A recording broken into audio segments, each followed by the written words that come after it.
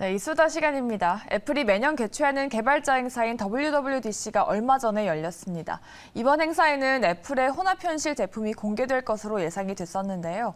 오히려 혼합현실만 뺀 나머지가 일제히 모습을 드러냈다고 합니다. 자세히 짚어보시죠. 제 옆에는 도움 말씀 주실 매경닷컴의 김용영 기자 나와 계십니다. 안녕하십니까? 안녕하세요. 네, 애플 그러니까 WWDC가 월드와이드 디벨로퍼 컨퍼런스잖아요. 네, 맞습니다. 애플이 매년 개최하는 행사인데 구체적으로 좀 어떤 행사인지부터 들어볼까요? 네, WWDC가 일단 명칭만 보면 말씀처럼 이제 전 세계 개발자 컨퍼런스인 거죠. 그런데 명칭만 보면 이제 전 세계 모든 개발자들이 모여서 하는 행사처럼 보이지만 네. 사실은 이제 따지고 보면은 전 세계 모든 개발자가 아니라 이제 애플의 개발자만 대상으로 하는 행사인 거죠. 애플이 개발자를 대상으로 매년 개최하는 행사인데요. 이제 이런 행사를 개최하는 이유는 이제 애플을 보면 아이폰, 아이패드, 맥북과 같은 이제 하드웨어부터 시작해서 아이폰의 운영체제인 iOS와 같은 소프트웨어까지 모두 망라하고 있는 회사입니다. 따라서 소프트웨어도 회사 사업의 큰 축을 차지하는 회사인데요. 네. 따라서 이 소프트웨어 분야에서 주요 개발 현황과 제품의 업데이트 등을 알리고 그리고 개발자들에게 중요한 내용을 전달하기 위한 행사가 이 바로 WWDC입니다. 예전에는 이제 하반기에 개최되는 하드웨어 발표 행사, 그러니까 이제 아이폰 발표 행사죠. 이 행사에 이제 주로 관심이 집중됐는데 갈수록 소프트웨어 중요성이 높아지면서 WWDC도 최근 몇 년 동안 이제 아이폰 발표 못지않게 그 관심이 높아지고 있는 상황입니다. 네, 사실 지난번 이수다에서 다뤘던 것 같은데 올해 WWDC에서는 드디어 애플의 혼합현실이죠. 그러니까 MR 헤드셋이 좀 모습을 드러낼 것으로 기대를 많이 했었는데 왜 어땠습니까? 네, 사전 공개된 포스터도 그렇고 그 전에 외신을 통해 보도된 내용도 이제 네. 살펴보면은 MR에 대한, 그러니까 혼합현실, 이제 MR에 대한 기대가 그 어느 때보다 높았었는데요. 이제 지난번 이수다에서도 이제 그 포스터 등을 이제 네. 근거로 해서 MR 헤드셋에 비중을 두고 말씀을 드렸었죠.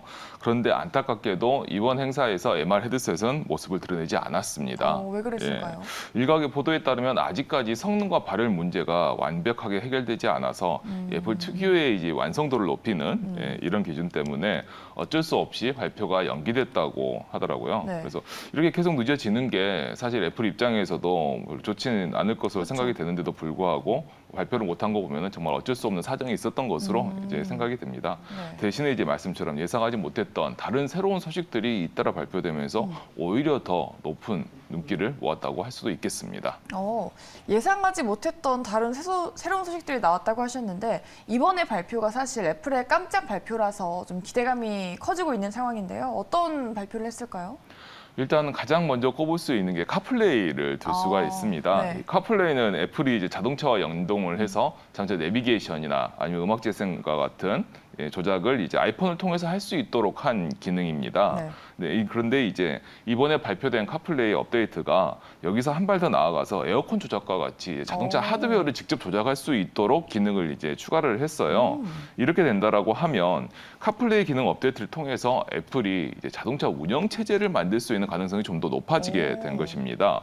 자, 이렇게 된다라고 하면 이제 아이폰을 예를 들어볼게요. 네. 아이폰 같은 경우는 이제 하드웨어와 운영 체제를 모두 애플이 직접 만드는 대표적인 제품이죠. 하드웨어는 비록 외주로 하지만 애플이 직접 설계까지 하고 모든 걸 애플이 다 관장을 한다고 네. 할 수가 있습니다. 만약 이렇게 된다라고 하면 그리고 이제 애플이 그래서 자동차의 운영 체제의 완성도를 높인다라고 하면 이런 형태로 아이폰을 만들던 것처럼 애플의 일명 아이카를 만들 수도 있게 된다는 추정을 할 수가 있습니다. 네. 물론 현재 있는 자동차 업계의 주류는 모두 이제 하드웨어, 그러니까 자동차를 직접 설계하고 만드는 회사들입니다. 네. 뭐 현대차, 어떤 BMW, 벤츠 모두 자동차 생산을 이제 외주하거나 자동차 설계도 외주하는 곳은 한 곳도 없이 모두 직접 다 자동차를 만드는 회사들이죠. 하지만 애플이 아이폰을 처음 내놨을 때도 생각을 해보면 그 전에 휴대폰 업계는 모두 방금 말씀드렸던 현대차, BMW, 벤츠처럼 이 휴대폰을 직접 설계하고 직접 만드는 회사들이 주류였었어요. 하지만 아이폰이 등장하고 애플이 아이폰을 내놓으면서 이 상황이 많이 바뀌게 된 거였었죠.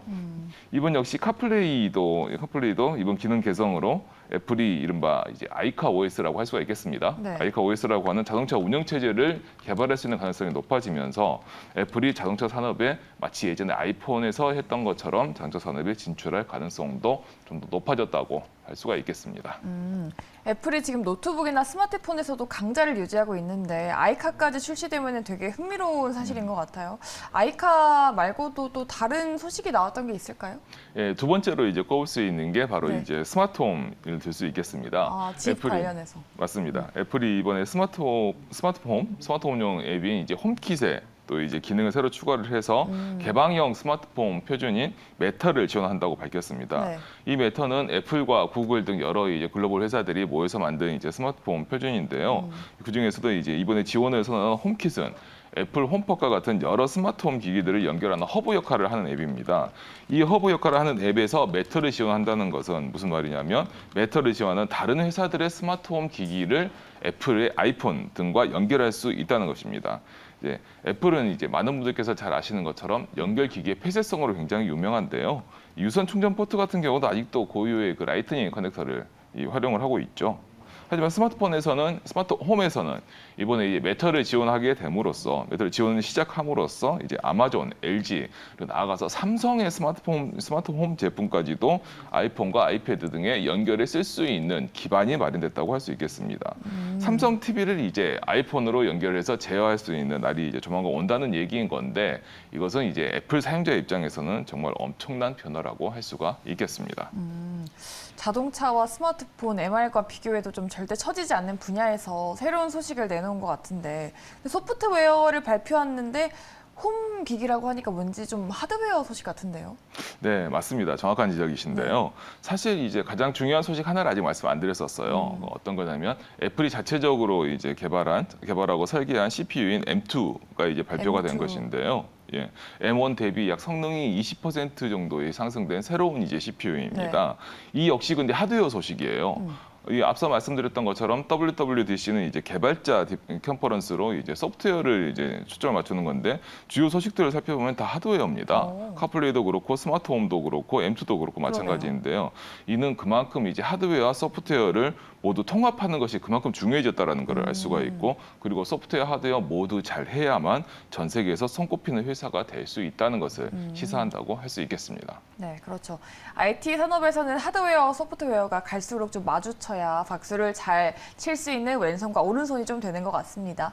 적어도 이 분야에서는 왼손이 하는 일을 오른손이 모르게 하면은 좀 안 되겠습니다. 지금까지 이수도 함께 하셨고요. 매경닷컴의 김용년 기자 수고해 주셨습니다. 고맙습니다. 감사합니다.